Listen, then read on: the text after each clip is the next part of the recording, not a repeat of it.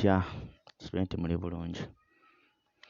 Kati kituyalaba okudipositinga ssente n'okugyayo ssente ku Binance kikola kitya? Yo Binance ye ki? Binance crypto wallet.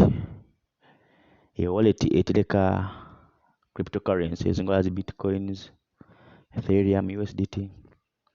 Kati gye tukozesa mu bintu nga bino ebya online. Era yeyambako okusindika USDT, yeyambako okusindika ssente, oyambako n'oziteekayo mu kampuni gy'oyagala okuinvestingamu, era oba okoze withdraw kwezigenda. So kati Binance yeeyo erina kuba efaanana bw'etyo. Kuba efaanana bw'etyo Binance. Kati katugibikkule.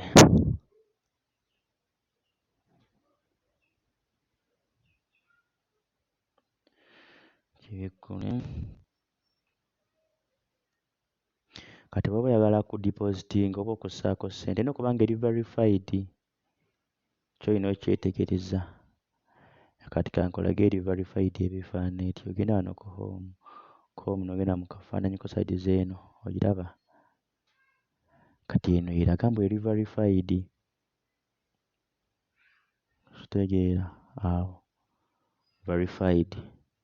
Kati nga tuvaayo. Bw'oba oyagala kukalaba kati tugeze wano ninaako nze $50. Bwe mwenya zitunda nkola ntya? Ogenda ku home. N'ogenda ku P2P. P2P yino wano eno.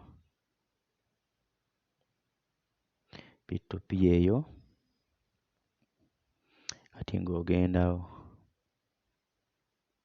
Wano tulinawo zi options bbiri, waliwo buy ne sell. Kati oyagala kubayinga kati gwe kwagula oyagala USDT, oba oyagala bitcoins, oba oyagala Ethereum, oba yonna ky'oyagala.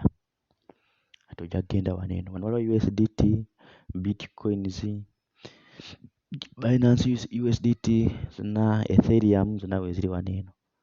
Kati ffe twagala USDT.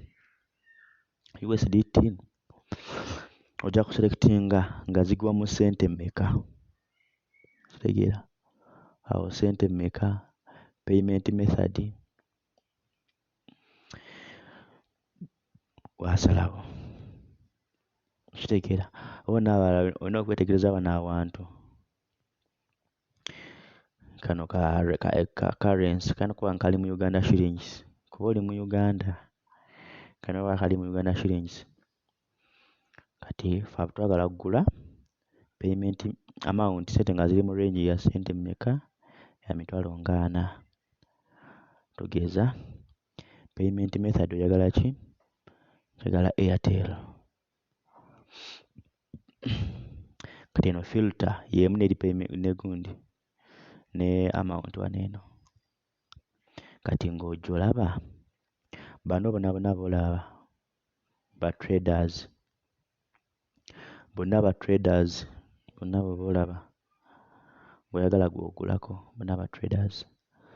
Kati ono Cubic Bravo UG atandikira mu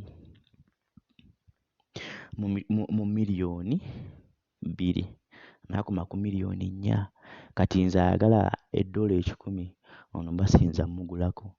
Wabula nzikira nnoonya ani ali mu miliyoni ezo ze njagala, ani ali mu mitwalo eyo gye njagala. Kitegeera? N'omunoonya.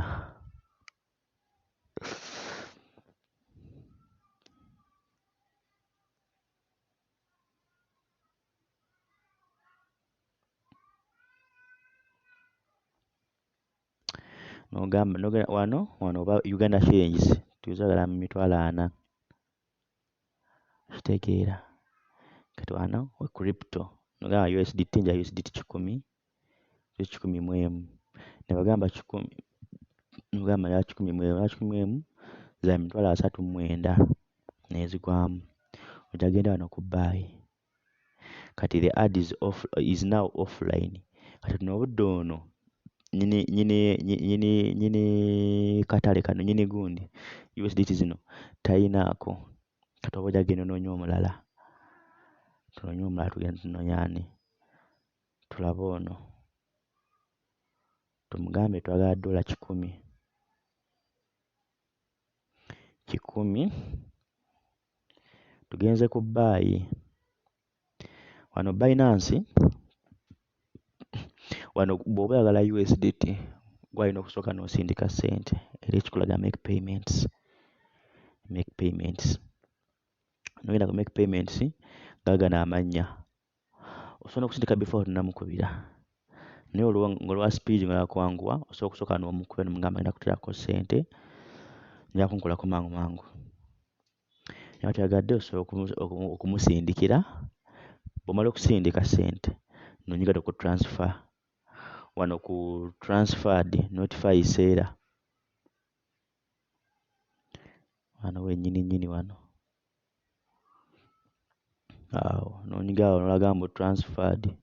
Kati ye aba agenda kuteerako. Kati ekirala